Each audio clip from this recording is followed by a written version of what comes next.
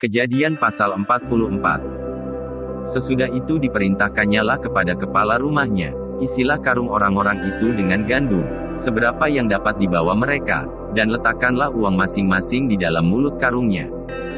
Dan pialaku, piala perak itu, taruhlah di dalam mulut karung anak yang bungsu serta uang pembayar gandumnya juga. Maka diperbuatnyalah seperti yang dikatakan Yusuf. Ketika paginya hari terang tanah, orang melepas mereka beserta keledai mereka. Tetapi baru saja mereka keluar dari kota itu, belum lagi jauh jaraknya, berkatalah Yusuf kepada kepala rumahnya, "Bersiaplah, kejarlah orang-orang itu, dan apabila engkau sampai kepada mereka, katakanlah kepada mereka, mengapa kamu membalas yang baik dengan yang jahat? Bukankah ini piala yang dipakai tuanku untuk minum dan yang biasa dipakainya untuk menelaah? Kamu berbuat jahat dengan melakukan yang demikian." Ketika sampai kepada mereka, diberitakannya kepada mereka perkataan Yusuf itu. Jawab mereka kepadanya, "Mengapa tuanku mengatakan perkataan yang demikian? Jauhlah daripada hamba-hambamu ini untuk berbuat begitu. Bukankah uang yang kami dapati di dalam mulut karung kami telah kami bawa kembali kepadamu dari tanah Kanaan? Masakan kami mencuri emas atau perak dari rumah tuanmu? Pada siapa dari hamba-hambamu ini kedapatan piala itu? Biarlah ia mati, juga kami ini akan menjadi budak tuanku." Sesudah itu berkatalah ia, "Ya, usulmu itu baik, tetapi pada siapa kedapatan piala itu? Hanya dialah yang akan menjadi budakku dan kamu yang lain itu akan bebas dari salah." Lalu segeralah mereka masing-masing menurunkan karungnya ke tanah dan masing-masing membuka karungnya. Dan kepala rumah itu memeriksanya dengan teliti. Ia mulai dengan yang sulung sampai kepada yang bungsu. Maka kedapatanlah piala itu dalam karung Benyamin. Lalu mereka mengoyakkan jubahnya dan masing-masing memuati keledainya. Dan mereka kembali ke kota. Ketika Yehuda dan saudara-saudaranya sampai ke dalam rumah Yusuf, Yusuf masih ada di situ. Sujudlah mereka sampai ke tanah di depannya. Berkatalah Yusuf kepada mereka, "Perbuatan apakah yang kamu lakukan ini? Tidakkah kamu tahu, bahwa seorang yang seperti aku ini pasti dapat menelaah?" Sesudah itu berkatalah Yehuda, "Apakah yang akan kami katakan kepada tuanku? Apakah yang akan kami jawab? Dan dengan apakah kami akan membenarkan diri kami? Allah telah memperlihatkan kesalahan hamba-hambamu ini. Maka kami ini, budak tuankulah kami, baik kami maupun orang pada siapa kedapatan piala itu." Tetapi jawabnya, "Jauhlah daripadaku untuk berbuat demikian.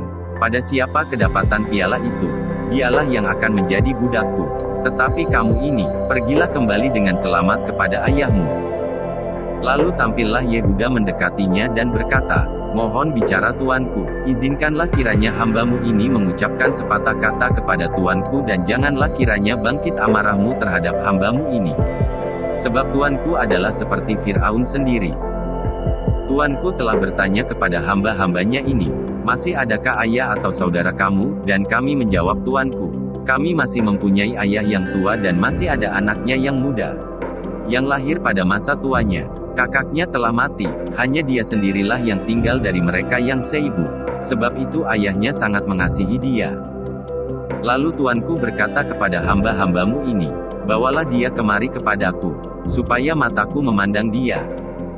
Tetapi jawab kami kepada tuanku, 'Anak itu tidak dapat meninggalkan ayahnya, sebab jika ia meninggalkan ayahnya, tentulah ayah ini mati.' Kemudian tuanku berkata kepada hamba-hambamu ini, 'Jika adikmu yang bungsu itu tidak datang kemari bersama-sama dengan kamu, kamu tidak boleh melihat mukaku lagi.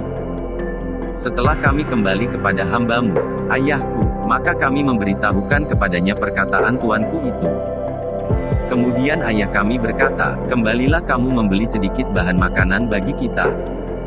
Tetapi jawab kami, 'Kami tidak dapat pergi ke sana. Jika adik kami yang bungsu bersama-sama dengan kami, barulah kami akan pergi ke sana, sebab kami tidak boleh melihat muka orang itu, apabila adik kami yang bungsu tidak bersama-sama dengan kami.' Kemudian berkatalah hambamu, ayahku, kepada kami, 'Kamu tahu, bahwa istriku telah melahirkan 2 orang anak bagiku, yang seorang telah pergi daripadaku. Dan aku telah berkata, tentulah ia diterkam oleh binatang buas. Dan sampai sekarang aku tidak melihat dia kembali. Jika anak ini kamu ambil pula daripadaku, dan ia ditimpa kecelakaan, maka tentulah kamu akan menyebabkan aku yang ubanan ini turun ke dunia orang mati karena nasib celaka. Maka sekarang, apabila aku datang kepada hambamu, ayahku, dan tidak ada bersama-sama dengan kami anak itu, padahal ayahku tidak dapat hidup tanpa dia, tentulah akan terjadi, apabila dilihatnya anak itu tidak ada, bahwa ia akan mati, dan hamba-hambamu ini akan menyebabkan hambamu, ayah kami yang ubanan itu, turun ke dunia orang mati karena duka cita. Tetapi hambamu ini telah menanggung anak itu terhadap ayahku dengan perkataan, jika aku tidak membawanya kembali kepada Bapa, maka akulah yang berdosa kepada Bapa untuk selama-lamanya. Oleh sebab itu, baiklah hambamu ini tinggal menjadi budak tuanku menggantikan anak itu, dan biarlah anak itu pulang bersama-sama dengan saudara-saudaranya. Sebab masakan aku pulang kepada ayahku, apabila anak itu tidak bersama-sama dengan aku tidak akan sanggup melihat nasib celaka yang akan menimpa ayahku. Petik 2.